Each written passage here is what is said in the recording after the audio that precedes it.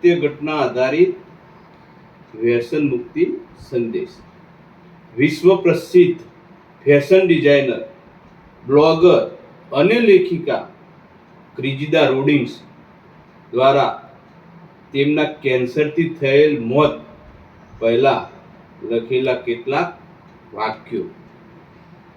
દુનિયાની સૌથી મોંઘામાં મોંઘી બ્રાન્ડની કાર મારા ગેરેજમાં પડેલી છે, પણ મારે હાલ વ્હીલચેરમાં જ બેસવાનું છે. મારા ઘરના કબાટમાં બધા જ પ્રકારની ડિઝાઇનના કપડાઓ છે, પણ મારા શરીર પર હોસ્પિટલ દ્વારા મળેલ એક ચાદર જ રાખવાની છે.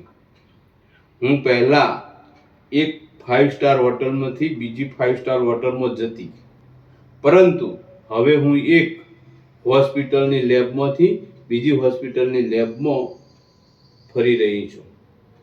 મેં સેંકડો લોકોને ઓટોગ્રાફ આપ્યા, પણ હવે તો મારે ડૉક્ટરનું પ્રિસ્ક્રિપ્શન એ જ મારો ઓટોગ્રાફ છે.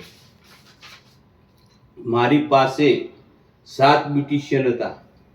આજે મારા માથા ઉપર એક પણ વાળ નથી.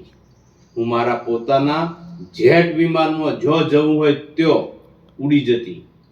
આજે મારે હોસ્પિટલની બારી પાસે જવા માટે 2 માણસની સહાયની જરૂર પડે છે. આપણી પાસે આમાંનું કંઈ જ નથી, તો પણ આપણે કેટલા ગુમાનમાં ફરીએ છીએ અને બીડી, ગુટકા, તમાકુ, સિગારેટ, દારૂ અને ડ્રગ્સ જેવા સેવન કરતા રહ્યા છીએ. જો ઉપરના કોઈ પણ વાક્યની અસર આપને થતી હોય તો આજે જ વ્યસન છોડી દો.